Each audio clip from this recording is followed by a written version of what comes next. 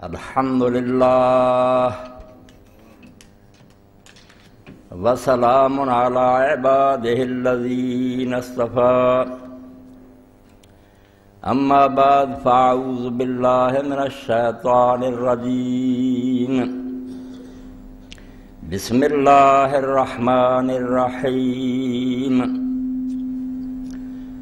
لا تجد قوما یؤمنون باللہ والیوم الآخر یوادون من حاد اللہ ورسولہ ولو كانوا آباءهم أو أبناءهم أو إخوانهم أو عشيرتهم أولئك كتب في قلوبهم الإيمان وأيدهم بروح منه ويدخلهم جنات تجري من تحتها الأنهار خالدين فيها رضي الله عنهم ورضوا عنه أولئك حزب الله الا ان حزب اللہ هم المفلحون۔ سامعین کرام، خطبے کا آغاز میں نے سورہ المجادلہ کی آخری آیت سے کیا۔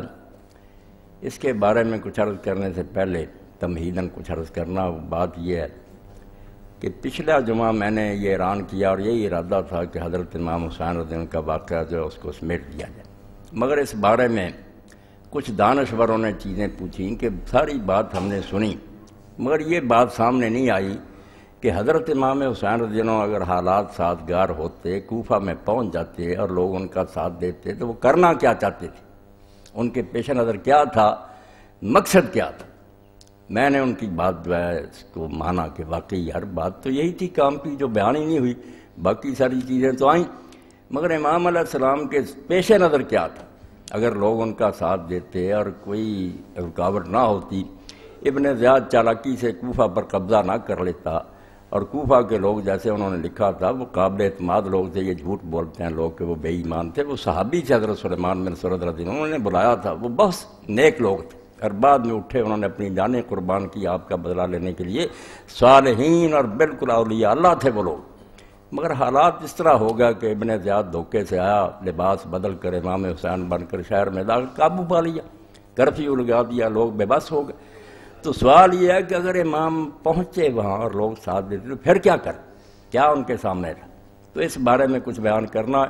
حالانکہ آج کا خطبہ اصل میں میرے پیش نظر یہ تھا کہ اس کتاب پر تبصرہ کرنا، یہ اتنی ظالمانہ کتاب جماعت الدعوہ نے شائع کی ہے کہ اسلام کو بم سے اڑا دیا ہے، ان کا جہاد سارا غرق اور تباہ ہو گیا، طاغوت کے تعاون سے جہاد، فتویٰ لیا کہ طاغوت اور کفار جو ہے ان کے ساتھ مل کر جہاد کرنا چاہیے، دین کی جڑ کاٹ دیا، جہاد اور کفار کا ساتھ۔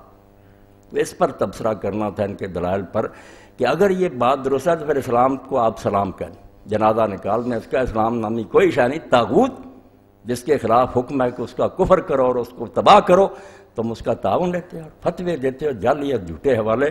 تو اصل میں یہی تھا، مگر باتیں دو درمیان میں آ گئیں، ایک امام حسین رضی اللہ عنہ کا مقصد اور دوسرا 23 مارچ یہ پاکستان کی قرارداد جو پاس ہوئی، یہ بھی کوئی معمولی بات نہیں، لوگ اب اس کو ملیا میٹ کرنا چاہتے ہیں، ساری دنیا کتے کی طرح بھونک رہی ہے کہ دو قومی نظریہ کوئی نہیں تھا، جب ملک بن گیا اب دو قومی نظریہ کیا، ہم ایک ہیں، یہ سرحدیں ختم کرو، ہندو مسلم ایک ہیں، بھائی بھائی ہیں، ایک بہت بڑا فتنہ۔ یہ دینی ذمہ داری ہے کہ میں اس فتنے کا نوٹس لوں، ورنہ ساری محنت جیسے قرآن مجید کہتا وَلَا تَكُونُوا كَالَّتِي نَقَضَتْ غَزْلَهَا مِن بَعْدِ قُوَّةٍ أَنْكَاثًا، کہ اس بڑھیا بیوقوف کی طرح نہ بنو جس نے بڑی محنت سے سود کاٹا اور پھر ایک ایک دھاگا کر کے سارا توڑ دیا۔ پاکستان حاصل کرنے میں اتنی عورتوں کی عزتیں لوٹیں، بچے نیزوں پر لٹکائے گئے، بوڑھے قتل ہوئے، اور پھر ظالم بھائی بن رہا ہے، اور یہی جو آ رہا ہے اس کا باپ تھا پٹیالہ کا راجہ جس نے اپنی باقاعدہ آرمی کے ذریعے مسلمانوں کو قتل کرایا، عام سکھ نہیں مار سکتے تھے، پٹیالہ کی فوج تھی جو مارتی تھی، اب آ رہے ہیں اور بھائی بن رہے ہیں۔ تو اس بارے میں سوچنا کہ ہم سارے کیے کرائے کو غارت کر دیں، پاکستان کا وجود ختم کر دیں، اور وہی بات جو کانگریس اور اس کے چیلے کہتے تھے کہ تقسیم کی ضرورت نہیں، اس کو درست مان لیں، یہ سیاسی بات نہیں، دین ہے، اور میں اس کے بارے میں ضرور عرض کروں گا، ورنہ اگر یہ بات ہمارے ذہنوں سے نکل گئی تو قرآن مجید ختم ہو جائے، بالکل بھائی بن گئے آپ کافر ہوں گے تو اسلام کہاں؟ ایک ہی دل اللہ نے عطا کیا، دو دل نہیں. کافر اور مومن کی محبت جو ہے جمع دین ہے، ایسے ہے جیسے رات اور دن کا اکٹھے ہونا. جیسے وہ نہیں نہ ہو سکتے کہ وہاں روشنی بھی اور اندھیرا. کافروں کے دوستی یہ کتاب مجید میرے پاس، اگر اس کو آپ جھٹلا دیں تو آپ کی مرضی. دہائی دے رہا کہ کافروں سے دوستی کرنے والے خود کافر ہیں. ایک ہونے کا سوال پیدا ہوتا، اللہ کے رسول کے دشمن، اس کی مخالفت کرنے والے ہمارے دوست کیسے ہو سکتے ہیں؟ گلے میں بازو ڈالنے سے، بائیں ڈالنے سے ایک ہو جاتے ہیں. توبہ کرو، اللہ سے ڈرو. تو پہلے حضرت امام حسین رضی کا واقعہ، 2-3 حوالے صرف. امام چاہتے کیا تھا، ان کے پیش نظر کیا تھا. تو پہلے تو ان لوگوں کا خط ہے جنہوں نے امام حسین رضی کو بلایا. اب ان کے نام لکھ لیں اور ان لوگوں سے پوچھیں کہ بلایا تھا ارے غیروں نے، جیسے امام بھی بیوقوف صاحب معاذ اللہ، جس کو پتہ ہی نہیں تھا کہ میں اپنے والد کے ساتھ کوفہ میں رہوں. یہ کیسے آدمی؟ بدنام نہ کرو. یہ سب شہید ہوئے. اور امام ابن کثیر نے اپنی کتاب البدایہ میں ان لوگوں کی شہادت کے واقعات تفصیل سے لکھے. کس طرح جانے انہوں نے بعد میں بدلہ لینے کے لیے ان کو بدنام کرتے ہو. کوئی غدار نہیں تھا. تو خط کیا تھا ان کا؟ خط لکھا بسم اللہ الرحمن الرحیم. یہ 261 صفحہ اور یہ جلد 4. امام طبری رحمۃ اللہ نے سارا لکھا. لے حسین ابن علی من سلیمان ابن سرد والمسیب بن نجبہ ورفاع بن شداد وحبیب بن مظاہر وشیعت من المومنین والمسلمین من الکوفہ سلام علیکم فإنا نحمد إليك اللہ الذي لا الہ الا هو. نام لکھے اور یہ پہلا نام ہی یاد رکھیں، بس یہی کافی. یہاں سے پکڑ لیا کرو، ان کو حیا کرو. صحابہ کے آج کو سلیمان بن سرد کون تھا جن کا دفاع کرتے ہو اس کے مقابلے پاؤں کی خاک نہیں. صحیح بخاری میں اس کی اتنی حدیث، اس کو کہتے ہو جھوٹا تھا. امام حسین کو اس نے بلایا، پھر گیا. شرم کرو. تو لکھا کہ ہم اللہ کی حمد کرتے ہیں. اما بعد فالحمدللہ الذی قسم عدوک الجبار العنید. فرمایا ہم اللہ کا شکر ادا کرتے ہیں کہ حسین اللہ نے تیرے اس جبار اور دشمن کی کمر توڑ دی. امیر معاویہ کی بات کہ ہمیں خوشی ہوئی ہے کہ وہ مر گیا. وہ دشمن تھا اور تمہارے ساتھ سختیاں کرتا تھا، عنید تھا.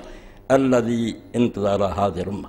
بالکل صحیح لکھا کہ کسی امت نے اس کو نہیں چنا. ایک دن بھی اس نے اپنے آپ کو پیش نہیں کیا کہ امت مجھے چنے. پہلے علی خلیفہ ہوا، بغاوت کر دی، صوبے کے گورنر نے جنگ لڑی، دیکھا کہ ہار رہے ہیں، قرآن مجید کھڑے کر دی. قرآن پر فیصلہ، قرآن پر فیصلہ.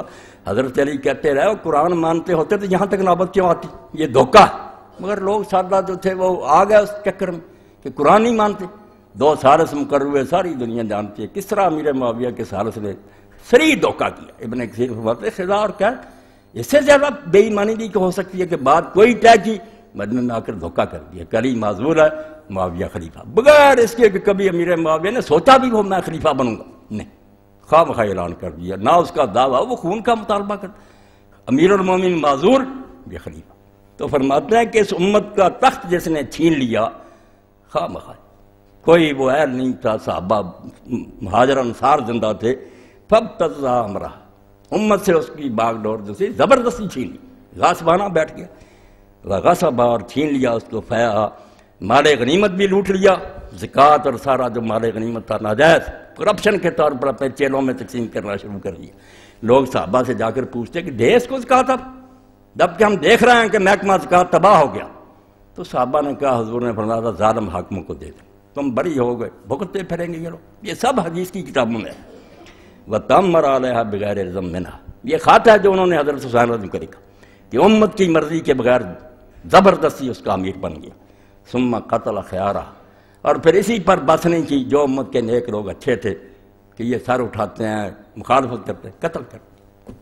بے گناہ حضرت حجر بن عدی جیسے صحابہ مار دیے جن کا کوئی جرم نہیں تھا. اور حضرت حجر کیا کر مرے کہ میرے کپڑے نہ اتارنے خون آلود، میں پلس رات پر اس کے سے اسی طرح مروں گا. اٹھاؤ صحابہ پر کتابیں. نیکوں کو قتل کیا، وسطب کا شرارہ. اور جو حرامی تھے ان کو زندہ رہنے دیا. زیاد بن ابی ورگے ان کو اپنے بھائی بنا لیا، حکومت میں شریک کر لیا. وجعل مال اللہ دولتم بین دبابرتہا. اور سلطنت کا مال جو تھا اللہ کا بیت المال وہ جابروں اور ڈکٹیٹروں میں گھمانا شروع کر دیا. غریب محروم اپنے چیلوں کو اغنیاء ہے. فبعد اللہ کما بعد سمود، وہ اسی طرح دور ہو جس طرح سمود دور ہو گئے. تو کہا انہوں نے کہ ہمارا کوئی امام نہیں ہے، اگر آپ آئیں شاید اللہ ہمیں آپ پر اکٹھا کر دے اور امت کی پھر کوئی بگڑی بن جائے. یہ خط جب امام حسین رضی اللہ عنہ کو ملا تو آپ نے جواب میں پھر جو لکھا وہ سن لیں، جس میں پتہ چلے کہ اصل مشن کیا تھا، وہ ہوا یا نہیں ہوا۔ راستے میں لوگ بیٹھ کے ڈر کر حکومت نے جبر کر دیا، الگ بات۔ وہ لوگ بھی کہتے تھے کہ ہمیں امام چاہیے، سربراہ مملکت جو اللہ کے دین پر عمل کرے، اور امام نے بھی لکھا بسم اللہ الرحمن الرحیم، یہ 262 تھا، من حسین ابن علی الی الملائ من المؤمنین والمسلمین، کہ مسلمانوں اور مومنوں کی جماعت کو میں لکھ رہا ہوں۔ اما بعد فإن حانع و سعید قادم علیہ بکتبکم، کہ یہ دو آدمی تمہارے خط لے کر آئے ہیں، وکان آخر من قادم علیہ من رسلکم، پہلے بھی قاصد آیا ہے مگر یہ دو آخری آدمی حانی اور سعید جو سب سے آخر میں آئے ہیں۔ وقد فہمت کل الذی اقتصصتم وذکرتم، جو کچھ تم نے لکھا اور بیان کیا وہ میں نے سارا سمجھ لیا۔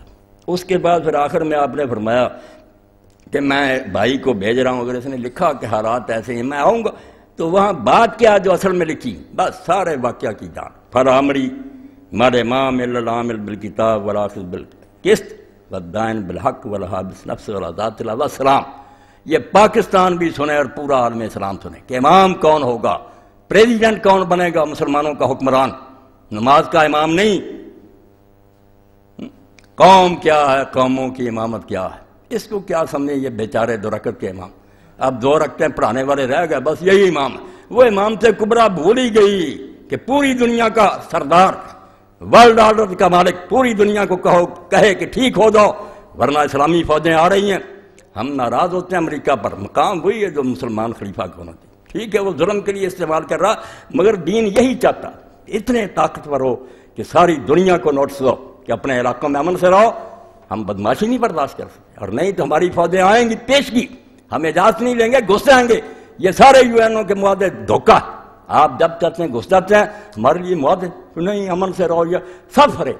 ایک طاقت ہونی چاہیے ایسی، شہداء الناس، پوری دنیا کی نگرانی کرے کہ کیا ہو رہا دنیا میں، اور کہے کہ آرام سے رہو، ہم ملک نہیں چھیننا چاہتے، نہ دین بدلوانا چاہتے ہیں، مگر ظلم نہیں زمین پر برداشت کریں۔ تو امام نے جو لکھا یہ نچوڑ ہے پورے دین کا۔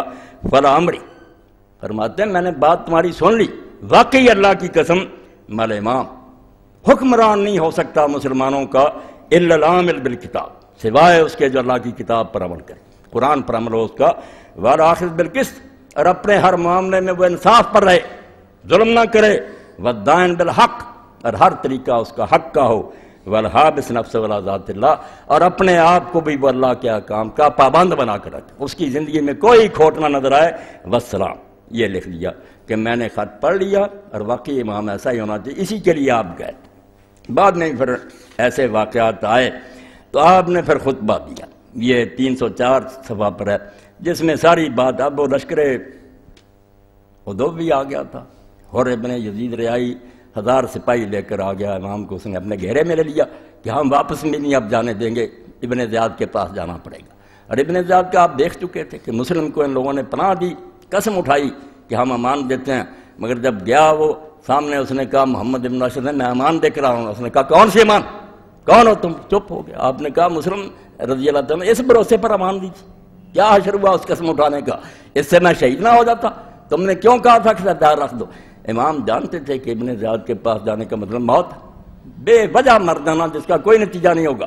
تو آپ نے پھر خطبہ دیا، اور یہ حر اور اس کے ساتھی نیک تھے، ان کا امام علیہ السلام کی طرف آ جانا ہی یزیدی حکومت کے خلاف قرار داد عدم اعتماد، 1000 سپاہی کا افسر ترقی ملتی، مگر جب اس نے دیکھا کہ یہ سری ظلم پر تلے ہوئے، وہ امام کے ساتھ آ گیا، اس بھائی بیٹا غلام 4 امام کی طرف سے سب سے پہلے حر نے کہا مجھے ہی شہید ہونے دیں۔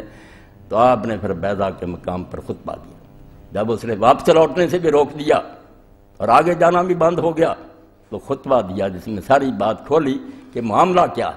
تو فرماتے ہیں ان عقبۃ بن ابی العذار ان الحسین خطب صحابہ و صحاب الحر بالبیضا، وہ دشمن بھی کھڑے تھے ساتھی بھی، فحمد اللہ وثنا علیہ، آپ نے اللہ کی حمد و ثنا بیان کی، ثم قال ایھا الناس، پھر کہا لوگو ان رسول اللہ صلی اللہ علیہ وسلم قال، اللہ کے رسول نے، میرے نانا نے فرمایا تھا، مر سلطان جائر مستحل الحرم اللہ، جب تم دیکھو کہ ایسا ظالم حاکم بن گیا مسلمانوں کا جو اللہ کی حرام کی ہوئی چیزوں کو حلال سمجھتا، اس کے لیے حلال حرام کچھ نہیں، ناقص العہد اللہ، اور اللہ سے جو اس نے وعدہ کیا تھا مسلمان ہوتے وقت کے دین پر چلیں گے اس کو توڑ دیا، مخالف سنت رسول اللہ صلی اللہ علیہ وسلم اور حضور کی سنت کے خلاف طرز عمل اختیار کیا، یعمل فی عباد اللہ بالاسم والعدوان، لوگوں میں وہ ظلم اور زیادتی کے ساتھ حکومت کرتا، فلم یغیر علیہ بفعل ولا قول، جس نے یہ سب کچھ ہوتے دیکھا مسلمان نے، نہ زبان سے اعتراض کیا نہ اپنے فعل سے اس کو روکنے کی کوشش کی، چپ رہا، بس ہو رہا ہے، لوگ خاموش رہے، گنگے شیطان۔ تو حضور نے فرمایا جس نے یہ سب کچھ دیکھا، پھر نہ زبان سے اعتراض کیا اس ظالم پر، نہ اپنے فعل سے ہی کوئی مخالفت کی، اٹھا بھی نہیں اس کے خلاف، کان حقا اللہ یدخلہ مدخلہ، تو پھر اللہ نے اپنے ذمہ لازم کر لیا کہ جہاں اس ظالم کو دوزخ میں ڈالے گا ان دیکھنے والوں کو بھی ڈالے گا، کہ تم تماشا دیکھتے رہے، دین کی مٹی پلید ہوتی رہی اور تم نمازیں پڑھتے رہے صرف حجروں میں۔ الا وان ہؤلاء قد لزموا طاعۃ الشیطان، سب بیان کر دیا یزیدی حکومت کا کہ ان لوگوں نے شیطان کا حکم ماننا لازم کر لیا، شیطان کے پیچھے چل پڑے، وترکوا طاعۃ الرحمن، اللہ کا حکم ماننا انہوں نے چھوڑ دیا، وَأَظْهَرُوا الْفَسَادَ، زمین میں خرابی مچا دی ہے، وَأَبْطَلُوا الْحُدُودَ، اللہ نے جو قانون بنائے تھے سزاؤں کے وہ سارے معطل کر دیے، وَاسْتَأْثَرُوا بِالْفَیْءِ، اور مال غنیمت کو حلال سمجھ لیا، لوٹ رہے ہیں، اپنے ساتھیوں میں بانٹ رہے ہیں، وَحَلُّوا حَرَامَ اللَّهِ وَحَرَّمُوا حَلَالَ، اللہ کے حرام کو حلال بنا لیا اور حلال کو حرام کر دیا۔ یہاں فرمایا وَأَنَا حَقُّ مَنْ غَيَّرَ، اب ساری دنیا سے بڑھ کر جس پر یہ حق عائد ہو گیا کہ لوگ خاموش رہیں تو خاموش رہے، تو رسول اللہ کی گود میں کھیلا، تیرے ذمہ لازم ہے کہ تو اس کو بدل، اس لیے میں نہیں چپ رہ سکتا۔ نتیجہ جو یہ تقریر فرمائی آپ نے، اور بعد میں پھر دوسری تقریر میں بھی فرمایا، یہ ذی حسن میں جا کر کی کہ لوگو الا ترون ان الحق لا یعمل بہ، 305 سال، لوگوں کیا تم دیکھتے نہیں ہو کہ حق پر عمل نہیں ہو رہا، حق الماریوں میں بند کر دیا گیا، وَأَنَّ الْبَاطِلَ لَا يُتْنَاهَ عَنْهُ، اور برائی کرنے سے کوئی حاکم پرہیز نہیں کرتا، ہر قسم کے گناہ ہو رہے ہیں، دین کی مٹی پلید ہو رہی ہے، لِيَرْغَبِ الْمُؤْمِنُ فِي لِقَاءِ اللَّهِ مُحَقًّا، یہ ہے دین کی روح جو میرے اور آپ کے اندر سے مٹ گئی، اور نتیجہ یہ ہے کہ اب کفر ہم پر غالب آتا۔ جب ہم مرنے سے ڈرنے لگے تو موت سے جو ڈر گیا پھر اس کو ہر شے منوائی جا سکتی، جو سارا تھیلی پر رکھ لے اور کہے کہ نہیں مرنا کوئی چیز نہیں، اس سے آدمی ختم نہیں ہوتا، یہاں سے جا کر وہ ایک وسیع دنیا میں پہنچ جاتا ہے، جنت اس کی منتظر ہے، یہ نکل گیا۔ تو امام نے پھر یہ فرمایا لِيَرْغَبِ الْمُؤْمِنُ فِي لِقَاءِ اللَّهِ مُحَقًّا، اب وقت ہے کہ مومن اللہ کی ملاقات کا شوق پیدا کرے کہ حق پر رہتے ہوئے جان دینی اور اپنے رب سے جا ملنا، یہ موت نہیں، لقاء اللہ کا دیدار ہے۔ فَإِنِّي لَا أَرَى الْمَوْتَ إِلَّا شَهَادَةً وَلَا الْحَيَاةَ مَعَ الظَّالِمِينَ برما، خلاصہ نکلا ساری تاریخ کہ میں موت کو، شہادتی کو افضل موت سمجھتا ہوں اور ظالموں کے ساتھ زندگی گزارنے کو لعنت سمجھتا ہوں، اس جینے سے 1000 درجہ بہتر ہے کہ آدمی شہادت کی موت قبول کرے۔ یہ مختصراً میں نے 3-4 حوالے پڑھ دیے کہ امام چاہتے تھے کہ چلو کوفہ میں بھی اگر اللہ کے بندے یہ آ جائیں تو اس میں جیسے ابن زبیر نے مکہ مدینہ نے، یہاں اسلامی حکومت قائم ہو جائے، چھوٹے سے علاقے میں اللہ کے کام پر عمل ہو، مگر وہ وقت نہیں آنے دیا۔ اب دوسری بات، مسلمانوں کا کیا حال ہوا، پاکستان بنانے کے بعد نتیجہ کیا نکلا، یہ میرے پاس ہے، کل سارے پاکستان میں اور یہاں فیصل آباد میں عیسائیوں نے تقسیم کیا، دلیری سے، جرأت سے، 23 مارچ تحریک پاکستان آئیں، نئی صبح کا آغاز کریں، اپنے پیارے وطن کی ترقی کے لیے دعا گو۔ آگے کیا سارا کہ اگر تم چاہتے ہو نجات اور اپنی مشکلوں کا حل تو خداوند یسوع مسیح جو اللہ نے اپنا بیٹا بھیجا تھا اور اس نے ہمارے لیے جان دی، صلیب پر ایمان لے آؤ۔ آپ کہتے ہیں سارے آ جاؤ، عیسائی ہو جاؤ، اور خداوند یسوع، یہ 3 صفحے اس پر مسلمانوں کا اعلانیہ دعوت کہ چھوڑو دین، کیا ہے تمہارے نبی کے پاس اور تمہارے دین میں، خداوند یسوع مسیح کو مانو جو اللہ کا بیٹا ہے جس کے پاس نجات ہے۔ میں نے خلاصہ اس کا بیان کر دیا۔ اب اسلام کیا کہتا، ہمیں کہتے ہیں کہ UN یہ کہتا، یاد رکھو اسلامی حکومت میں کسی کافر کو تبلیغ کی اور کوئی رسالہ نکالنے کی اجازت نہیں ہے۔ اسلام کو سمجھو ٹھیک ہے، ہم بے بس ہیں اب جو چیزیں، مگر دین کو نہ بدلو اللہ کے بندو۔ دین جب آئے گا کسی کافر کو ہم ایک کتاب بھی نہیں چھاپنے دیں گے، اور نہ ان کو بازاروں میں صلیبیں نکالنے دیں گے، نہ کوئی جلوس نکلے گا۔ اپنے گرجوں میں اگر چھپ کر عبادت نہیں کر لو، کسی کو حق نہیں ہوگا کہ کفر کا پرچار کرے۔ جو بے ایمان سمجھتے ہیں نا دین جو ہے کوئی چیز نہیں، ان کے لیے یہ ساری آزادیاں دے دو۔ دین بھائی برباد کرنا، لوگوں کو ارتداد کی دعوت دینا کہ اسلام کو چھوڑ دو، کفر میں آ جاؤ، یہ منشیات سے 1000 درجہ بڑا جرم ہے۔ آپ لوگوں کو یہ ہیروئن پلائے نا، کوئی نہیں، وہ دنیاوی موت ہے۔ آپ اس لوگوں کا دین ختم کرنا چاہتے ہیں کہ دوسری ہو جائے؟ اس لیے اگر دین حق ہے اور حکومت اللہ کے دین کو قائم کرنے کے لیے مسلمانوں کی بنی ہے تو وہ یہ زہر پھیلانے کی اجازت نہیں دے سکتے۔ سوال ہی نہیں پیدا ہوتا کہ کافر بجائے ہم تو کوشش کر رہے ہیں کہ وہ ہمارے زیر سایہ رہتے ہوئے ایسا ایسا اسلام لائیں، الٹا یہ چھٹی دے دیں کہ وہ پہلے مسلمانوں کو بھی کافر کرے۔ یہ المحلہ میرے پاس 346 صفحہ اور امام نے یہ 7 جلد میں لکھا۔ وَالصِّغَارُ ہوا یجری حکم الاسلام علیہ وَاللَّهُ یُظْہِرُ شَیْئًا مِّن کُفْرِهِمْ وَلَا مِمَّا یَحْرُمُ فِی دِینِ الاسلام، کہ اللہ نے جو قرآن میں کہا نا سورہ توبہ میں کہ یہودیوں اور عیسائیوں کو اس وقت معافی دو حتیٰ یؤتوا الجزیۃ عن یدٍ وہم صاغرون، ہاتھ پر رکھ کر بے بسوں کی طرح اس طرح لے کر جزیہ اور ٹیکس آئیں اور مسلمان حکمران کو پیش کرے وہم صاغرون، اور چھوٹے بن کر رہیں، بالکل گٹھیا۔ یہ جو کہتے ہیں نا برابر کے شہری کفر بکتے، کافر مسلمان کے برابر، کافر 1000 درجہ گناہ گار ہو، کسی کافر کو اس کے برابر نہ کہا۔ اس خبیث اور کتے نجس کو کہتے ہیں مسلمان کے برابر جس کو اللہ رسول کا دین نصیب ہے؟ نہیں، ذلیل ہو کر۔ اس لیے حضرت عمر رضی اللہ کا معاہدہ جنہوں نے لکھا ویجمع الصغار شروط عمر رضی اللہ عنہ علیہ، کہ حضرت عمر نے جو معاہدہ کیا تھا نا شام میں، فرماتے ہیں اس میں ساری شرطیں آ گئی کہ ان کو کیسے نیچے بنا کر رکھا۔ تو حضرت عمر رضی کا یہ 344 اور 347 پر، مگر اب دوستیاں ہو رہی، کہتے ہیں نہیں یہ رواداری، اور رواداری کیا ہم اس رواداری میں اپنا دین تباہ کر لیں؟ نہیں ہو سکتا۔ تو فرماتے ہیں حضرت عمر رضی اللہ کہ ان لوگوں کو کوئی اجازت نہیں، شرط علیہم فی اللہ یحدث فی مدینۃ ولا ماحول دیرا ولا کنیسۃ ولا کلیۃ ولا صامت راہب، کوئی مسلمان علاقے میں نیا گرجا نہیں بنا سکتا، اور بالکل انہیں اجازت نہیں کہ درویشوں کی خانقاہیں بنائے۔ یہ کافر ہے، ان کو زندہ رہنا ان کے لیے چھوڑا، یہ بھی رہتے ان کے ساتھ، ورنہ خدا کے باغیوں کو اڑا دیا جاتا۔ یہ بھی اس نے گنجائش نکالی کہ زبردستی اسلام دل میں نہیں جا سکتا، ورنہ زبردستی میں کوئی ڈر نہیں تھا، یہ کوئی جرم نہیں تھا کہ ہم زبردستی انہیں کلمہ پڑھاتے، مگر وہ ہو نہیں سکتا، کلمہ زبان سے پڑھ لیں گے اندر سے کافر رہے، اس لیے اللہ نے روک دیا کہ وہ نہیں آتا، ورنہ یہ کوئی برائی نہیں تھی کہ خدا کے باغیوں سے منوایا جاتا کہ خدا ہے اور اس کا رسول ہے، کیوں نہیں مانتے؟ مگر چونکہ اس زبر سے فائدہ نہیں، اس لیے رہتے۔ تو فرمایا جینے دیا جو تمہیں، یہ بھی اچھا ایک نرم سلوک ہے۔ تم چاہتے ہو کہ نئے گرجے بنا کر اور دین میں تباہی مچاؤ؟ کوئی گرجا نہیں تم بنا سکتی، کوئی درویش کی خانقاہ نہیں بنا سکتی۔ وَلَا يُجَدِّدُ مَا خَرَبَ مِنْهَا، اور جو پرانے ہو جائیں گے نا، گر جائیں گے، اس کی تجدید نہیں تم کر سکتے، نیا بھی بنا، جتنا ہو سکے ان کو برباد کرنا، یہ کفر کے گھر جو ہیں ختم کرنا۔ خدا کے ٹی وی پر موقع دیتے ہیں، وہ دسمبر کے دن آتے ہیں، وہ خدا نے یسوع مسیح کا پرچار کرتے ہیں، مسلمانوں کی حکومت کے کہ خدا کا بیٹا تھا اور آیا شرم سے ڈوب مارنے کی جا۔ پاکستان اس لیے لیا تھا، اسلام کا کرا یا کفر کا گڑھ ہے؟ یہ ہم محمد رسول اللہ کے غلام ہیں، اللہ کی کتاب کے محافظ ہیں۔ جو اس کے خلاف بکتا ہے وہ اپنے گھر میں جو اسے زندہ چھوڑتے ہیں، یہ بھی اس کے ساتھ نرمی ہے، ورنہ خدا کے باغی زندہ چھوڑنے کے قابل نہیں۔ کوئی حکومت اپنے باغیوں کو زندہ رہنے کا حق دیتی ہے؟ اگر خدا اس کائنات کا مالک ہے تو اس کے باغی جو انہیں زندہ رہنے کا حق نہیں، صرف رہت کہ اسلام دل میں نہیں گھس سکتا، چلو جینے دو، مگر اس زہر کو پھیلائیں، تبلیغ کریں، ادارے قائم کریں، سوال نہیں پیدا۔ یہ 2 صفحے کیا ہیں؟ پھر فرماتے ہیں کہ ایسا بھی ولا یظہر شرکن، مسلمان حکومت میں شرک کا کوئی مظاہرہ نہیں کر سکتے، سلیبیں اٹھائی ہوئی ہیں، پھر رہے ہیں کہ اس کی پوجا کرو۔ آپ ایک بت ہے جو کریاں بازاروں میں پھروا رہے ہیں، بت مٹانے کے لیے اسلام آیا اور آپ کہتے ہیں لیے پھرو اس کو۔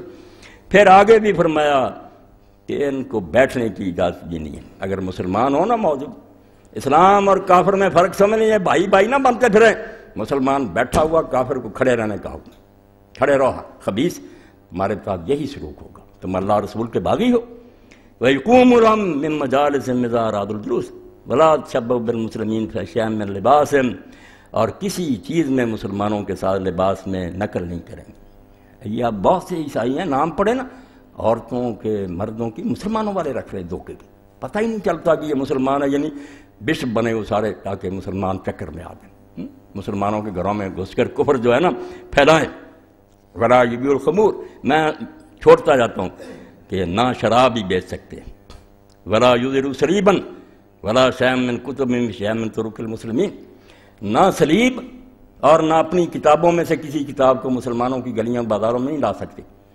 وَلَا يُجَاوِرُ الْمُسْلِمُونَ أَمِينًا بِمَوْتَىٰ، کوئی مرد ہے ان کا مسلمانوں کے قبرستان میں نہیں دفن کریں۔ وَلَا يَضْرِبُونَ عَقُوسًا إِلَّا ضَرْبًا خَفِيفًا، اور گھنٹہ بھی بچائیں گے بہت ہلکی آواز سے، گردے میں رہے گھنٹے کی آواز سن نہیں سکتے۔ پہلے سمجھو کہ کفر کتنی خطرناک بات ہے، اگر یہ سمجھو کہ نہیں کوئی بات نہیں کافر، پھر دین نہیں سمجھ میں آئے گا۔ ایمان زندگی ہے اور کفر موت، اس لیے کافر قرآن کہتا مرے ہوئے، یہ چلتے پھرتے مرے ہوئے کافر بے دین، اور جن کو یہ کافر کر رہے ہیں وہ بھی ظلم کر رہے ہیں، جہنم کی طرف لے جاتے ہیں۔